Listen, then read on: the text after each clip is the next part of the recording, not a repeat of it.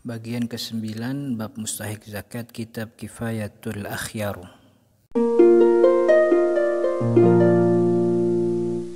Qala al-musannif rahimahullahu ta'ala wa nafa'ana bihi wa bi'ulumihi fid dawraini amin ya rabbal alamin. Far'un, cabang masalah dari masalah al-gharimin. Jadi kita masih bahas tentang gharim nih, orang yang hutang. Ini hutang nih lumayan panjang bahasanya. Yang repotin juga nih, bayarnya repot, nagihnya juga repot, nih bahasnya juga lumayan repot, nih panjang. Lau kana syakhsun alaihi dainun, kalau seandainya ada orang yang punya hutang, dia punya tunggakan hutang, faqala al-madinu li sahibi daini, kemudian al-madin, orang yang berhutang nih, yang punya hutang berhutang, li sahibi daini, mengatakan kepada piutangnya, idfa ilayya an zakatika, orang kaya yang ngutangin saya, idfa ilayya zakatika, bayar kepadaku zakatmu, kamu tuh udah wajib zakat harta misalnya, bayar zakatmu kepadaku, hatta aqdiyaka dainak, biar aku bisa aqdiyaka, melunasi hutangku kepadamu. Fafa'ala, kemudian orang piutang itu mengerjakan itu, ngasih zakatnya kepada si yang berhutang. Ajza'ahu 'aniz zakah, maka gugur kewajiban zakatnya. Jadi sah, maksudnya si sahibud dain itu piutangnya sudah gugur kewajiban zakatnya. Wala yalzamul madinu daf'a ilaihi an dainihi, dan kalau sudah diberikan kepada orang yang berhutang itu, orang yang berhutang la yalzam, tidak diwajibkan bagi orang yang berhutang untuk membayar kepada si piutang sebagai pelunasan hutang. Jadi karena itu dia dikasih sebagai jatah zakat, ya dia hak dia, dibayarkan atau tidak dibayarkan tidak ada masalah. Walau qala sahibud daini, kalau seandainya si piutang itu mengatakan iqra, ini ikbid, ini sebenarnya bukan ikbid tapi iqdima alaika. Jadi saya ini menemukan banyak kesalahan dalam buku Kifayatul Akhyar saya ini, yang ini adalah cetakan dari Nah, Darul Ilmi Surabaya. Jadi saya mohon maaf ya, maka sebelum saya baca ini saya biasanya melakukan komparasi perbandingan dengan kitab-kitab yang lain. Iqdi, kata si piutang yang memberikan hutang itu, iqdi ma alaika li aruddahu alaika min zakati. Jadi kata si hutang, bayar hutangmu yang itu adalah punyaku, li arudda, antar kalau ente udah bayar, li aruddahu alaika, aku kembalikan kepadamu, min zakati, sebagai zakat. Fafa'ala, kemudian itu dikerjakan, sahal qada, maka piut hutangnya sudah lunas gitu. Wala yalzam radduhu, dan si piutang ketika sudah dapat bayaran hutang dari yang berhutang itu tidak wajib mengembalikan kepada yang berhutang sebagai zakat.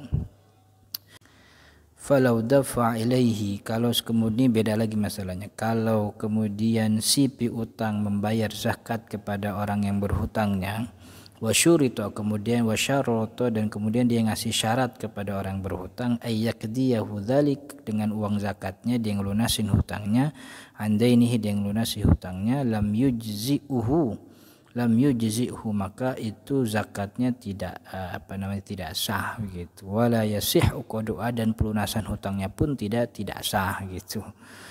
Walau nawaya bila syartin, kalau kemudian keduanya berniat seperti itu, nanti kalau piutang bayar zakatnya ke gua, ntar gua balikin, gua ngelunasin hutang, dia berniat keduanya seperti itu, bila syartin, tapi tidak ada syarat, jadi tidak ada pensyaratan dari awal gitu. Jadi ya niat dalam hati masing-masing, jaza yang seperti ini boleh. Walau kana alaihi dainun faqala, kalau seandainya yang berhutang itu kemudian mengatakan, ja'altuhu an zakati, aku jadikan ini sebagai zakatku. Jadi maksudnya begini, dia punya hutang 20 dinar misalnya, kemudian si piutang yang memberikan hutang itu juga punya kewajiban zakat 20 dinar gitu.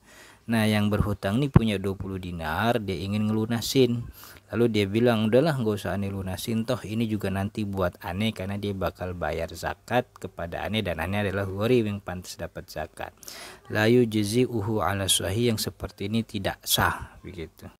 Hatta yakbidahu, ini tidak sah ala sahih menurut pendapat yang sah, hatta yakbidahu sampai 20 dinar ini diberikan, dipegang oleh si piutang, thumma yaruddahu ilaihi, kemudian dia balikin lagi itu kepada si yang berhutang sebagai zakat. Wakila, dan dikatakan juga pendapat yang lain nih, yujzi'uhu, bahwa jenis yang kayak gini nih, yang duitnya nggak kemana-mana begitu, itu sah. Kama laukana wadi'atan, sebagaimana seperti contohnya barang titipan.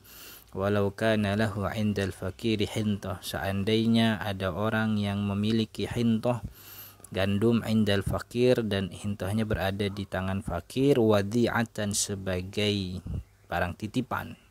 Faqala, kemudian yang punya hintoh, yang punya gandum itu mengatakan, kil, hei orang fakir, kil, timbanglah hintoh yang ada pada kamu, punyaku itu, linafsik, untuk dirimu sendiri, ditimbang itu untuk dirimu, kaza wa kaza, senilai sekian-sekian.